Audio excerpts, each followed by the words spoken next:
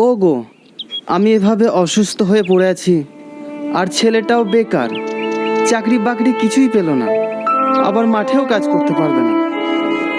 তুমি এত চিন্তা করছো কেন বলো তো? তোমার এখন বিশ্রামের দরকার। ডাক্তার তোমাকে কথা বলতে নিষেধ করেনি?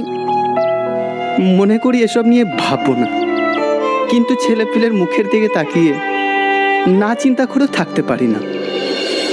আব্বা, তোমাকে বলেছিলাম না ব্যাংক থেকে একটা লোন নেব, কিন্তু আমার নামে জমি না থাকলে তো লোন দেবে না। তোমাকে এত করে বললাম জমিগুলো আমার নামে লিখে দাও, তাহলে ব্যাংক থেকে লোনটা পেলে ব্যবসাটা করতে পারবো। সবই যদি তোর নামে লিখে দেবে? আমার আর তো 3টে মেয়ে আছে, তুই তো ছেলে আমার একা নস, তাদের চিন্তাটাও আমাকে করতে হয়। না না, মা তো ঠিকই বলেছে, এই সম্পত্তি তোমার তো একা নয়, তোমার বন্ধুরা তো অংশীদার আছে। তার চেয়ে তুমি একটা কাজ করো, সাজেদ ভাইয়ের সাথে বাইরে কাজে চলে যাও, তোমাকে আর ব্যবসার স্বপ্ন দেখতে হবে না। কি বললে বৌমা? আমার ছেলে বাইরে কাজে যাবে? না না, আমি থাকতে এসব কিছু সহ্য করতে পারবো না। তুই কাগজপাতি রেডি কর, আমি সব সম্পত্তি তোর নামে লিখে দেবো। সব ওর নামে লিখে দিবা? আর আমার মেয়েগুলা? ও চিন্তা তোমাকে করতে হবে না, আমার ব্যবসা যখন লাভ হবে ওদের অংশ ছাড়া বেশি কিছু টাকা দিয়ে দেবো। হ্যাঁ বাপ, তুই তাই করিস। তাহলে আমি আনারুল মুন্সিকে ফোন করে ডেকে নিচ্ছি।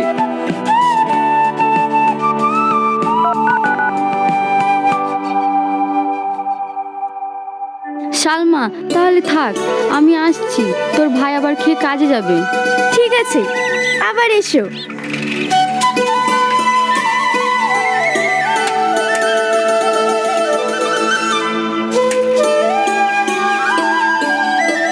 এই সালমা, তোর বাপ কি করেছে শুনেছিস? কেন, কি করেছে? তোর বাপ মরে উগিছে, আবার আমাদেরকে মেরে উগিছে। এসো, তুমি কি বলছো? কথা শুনে ঘৃণা লাগছে। হ্যাঁ, আমাকে হয়তো তোর ঘৃণাই লাগে। তোর বাপের যত জমি জায়গা সব তোর ভাইয়ের নামে লিখে দিয়েছে দেখা। তুই তো বাইরের জন্য ভেসে এসছি, তাই তোদের কোনো অধিকার নাই। তুমি এরকম করে মাথা গরম করো না তো, দিয়েছে তো কি হয়েছে? দেখবা আমার ভাই আমাদের অংশ মতো ঠিক দিয়ে দেবে। হ্যাঁ দিয়ে দিবে, দিলে আর বলি তোক না খো, তুই ওর সাথেই থাক। এই দেখি ফোন। হ্যালো মেজবুন, হ্যাঁ আমি সেই কথা সালমাকে বলছি, আজকে বরবন শুদ্ধ। ঠিক আছে, এই বেরিলে তোর মেজবুন বরবন সব আসছে, তোর ভাইয়ের কাছে কি কথা হবে।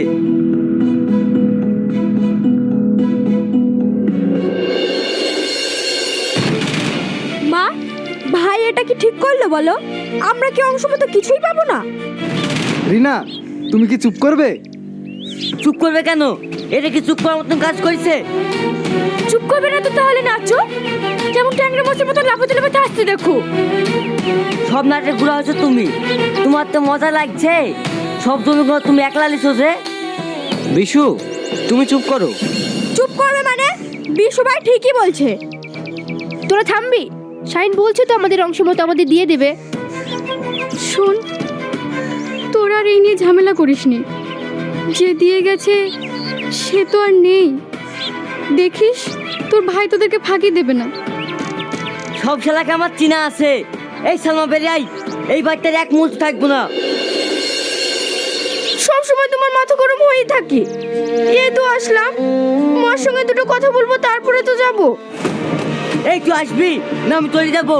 এই বাচ্চা আমার পা দিয়ে শেষ। মা, তাহলে আমি আসছি, যাই হোক। তোমার তো কোনো টক ঝাল নাই, এখানে শুয়ে থাকবে না, যাবে? চলো চলো। মা, আমি আর দাঁড়াবো না, বাড়িতে একযোগ্যর কাজ ফেলে এসেছি, সেই ছোট ছোটার বা পরীক্ষা। শাহিদ, ওদের কথা কিছু মনে করিস নি ভাই, মাকে একটু দেখিস।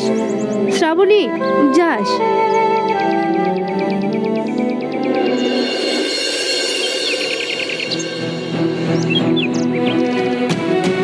তোমার বোন দেখেছে ভালো ভালো করতে, দেখিছো তোমার বোনটা কেমন মিটিং করতে এসেছিল?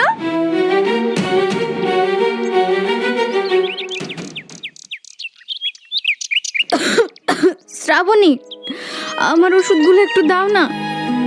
কেন আপনি কুড়ি হয়ে গেছেন নাকি? ওষুধটা একটু হাত পায়ে নিতে পারছেন না? বসতে পারলে আবার শুনতে চাই।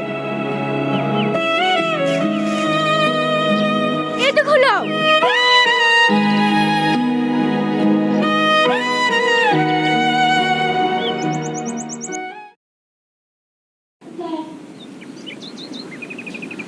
কি গো, তোমার আবার কি হলো? আর মাকে সুদাক্কা রাত দিন কুক কুক করে কাশবে আর এটা তো ওটা করে হুকুম করবে। ওসব আমি সহ্য করতে পারবো না। আহ, এমন করলে হবে? মার বয়স হয়ে গেছে, একটু তো সহ্য করতেই হবে। তোমার মা, তুমি সহ্য করো গা, ওসব আমি পারবো না। তা না হলে কি করতে হবে বলো? কেন? লোকে কি করে দেখতে পাও না? যা বলার ক্লিয়ার করে বলো। আমি বলছিলাম তোমার মাকে বৃদ্ধাশ্রমে রেখে আসো গা। এ কি বলছো তুমি? হয়তো জমজেদের মাকে রেখে এসেছে, ও তো বেশ ভালোই আছে। না না, এটা ঠিক হবে না। লোকে কি বলবে? তাহলে তুমি তোমার মাকে নিয়ে থাকো। ভাই এই বাড়িতে আমি থাকবো, নয়তো তোমার মা থাকবে, আমি বলে দিলাম। শাহিন, তুই আর এই নিয়ে ঝামেলা করিস না। বৌমা যেটা বলছে তাই কর। ওখানে আমি ভালোই থাকবো, তোদেরকে আর আমাকে নিয়ে ঝামেলা পোহাতে হবে না।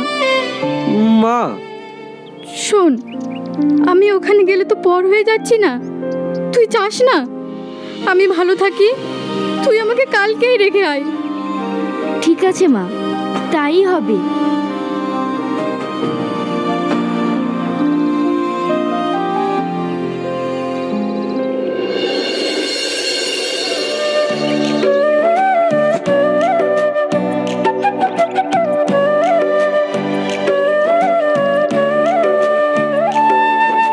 তোর ভাইকে আমি হারে হারে চিনি। কেন? কি হয়েছে আমার ভাইয়ের? যে মা খেই না খেই কোলে পিঠে করে মানুষ করেছে, আর সেই মাকে বৃদ্ধাশ্রমে রেখে এসছে, আর সে দেবে তোকে জমি। এসব কি আবল তাবল বকছো তুমি? আমি আর বলতে বকছি নি, তুই নিজে কি দেখে আয় গা। তাহলে তুমি শুধু চলো, কি দেখে আসি কি? তোর ওই ভাইয়ের বাড়িতে আমি আর জীবনে পাঠাবো না।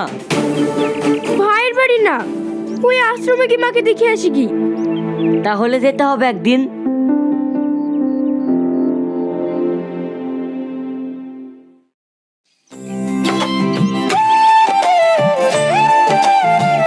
মাসিমা, শরীর ভালো আছে তো? আর আমাদের আশ্রম কেমন লাগছে আপনার? ঠিক আছে, এই ওষুধগুলো টাইম মতো খেয়ে নেবেন। মারে, আমি আসার পর থেকে আমার যেভাবে সেবা যত্ন করা শুরু করেছিস, তাতে তো ভালো থাকতেই হবে। কি ব্যাপার মাসিমা, আপনার চোখে পানি? ও কিছু না মা, আমার ছেলেটা যে কি করছে, কেমন আছে, কিছুই জানি না। ছেলে? আপনার ছেলে আছে? তাহলে আপনি এখানে কেন? আমি ছেলে বউয়ের কাছে বোঝা হয়ে গেছিলাম রে মা, তাই ওরা আমাকে এখানে রেখে গেছে। দুঃখ করবেন না মাসিমা, আপনার এক ছেলে আপনাকে এখানে রেখে গেছে, আর চারিদিকে তাকিয়ে দেখেন শত শত ছেলে আপনার কাছে। তাহলে আপনার দুঃখ করা সাজে বলেন? আমি তোদের কাছে খুব সুখে আছি রে মা, তোদের জন্য আশীর্বাদ করি, তোরা যেন মানুষের এভাবেই সেবা করতে পারিস।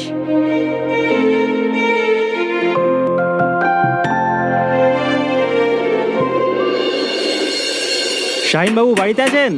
বাইরে আসুন। কি ব্যাপার অফিসার, আমার বাড়িতে পুলিশ?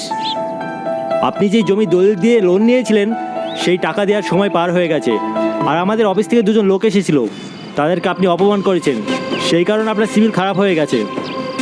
তাই আপনার ব্যাংক আর সময় দেবে না। আপনার যত সম্পত্তি সব ব্যাংকের নামে নিলাম হয়ে গেছে। স্যার, আমাদের এত বড় ক্ষতি করবেন না। না না, আমাদেরকে এসব বলে লাভ হবে না, আমরা তো কর্মচারী, আমাদেরকে অর্ডার মতো কাজ করতে হবে। শাহিনবাবু, এখানে একটা সই করে দিন।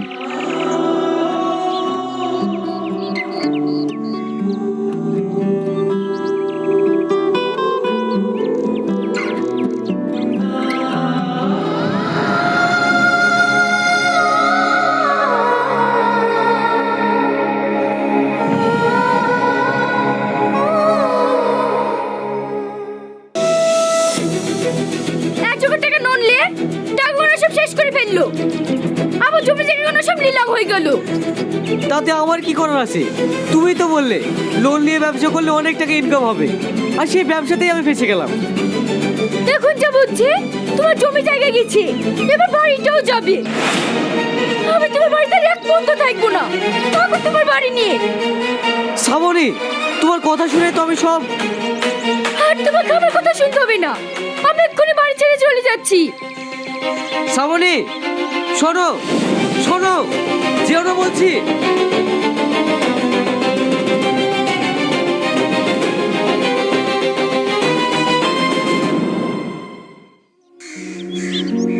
সূর্য, মায়ের অবস্থা খুব খারাপ, তুমি একটু বিশুকে ফোন করে শাইনকে ডাকতে বলো। ঠিক আছে বুবু।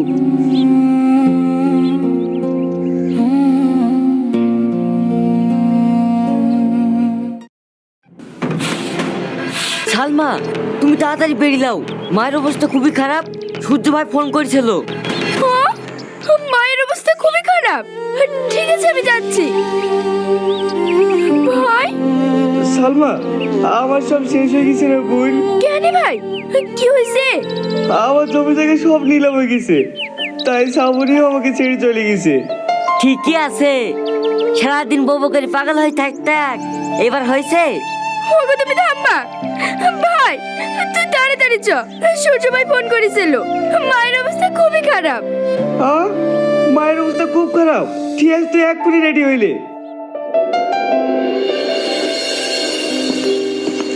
মা, মা গো, তোমার কিচ্ছু হবে না। এই দেখো, আমরা সবাই চলে এসেছি। শাহিন, তুই এসেছিস বাবা? ভালো আছিস মধু? তুমি কোনো চিন্তা করো না, তোমার কিচ্ছু হবে না, আমরা তোমাকে বাড়ি নিয়ে যাব।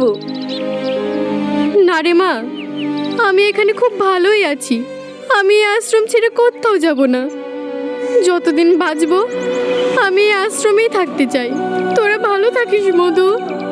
না মা, তোমাকে এখানে আর এক মুহূর্ত রাখবো না, তুমি আমাদের সঙ্গে এক্ষুনি চলো। মাসিমা, আপনার ছেলেমেয়েরা যখন আপনাকে নিতে এসেছে, আপনি যান। কিন্তু তোদেরকে ছেড়ে আমি? আপনি যান, মাঝে সাঝে আমরা গিয়ে দেখে আসব। ঠিক আছে মা, তোরা ভালো থাকিস, আর আপনারাও ভালো থাকবেন। এটা তো একটা বৃদ্ধাশ্রম নয়, এটা একটা আনন্দ আশ্রম।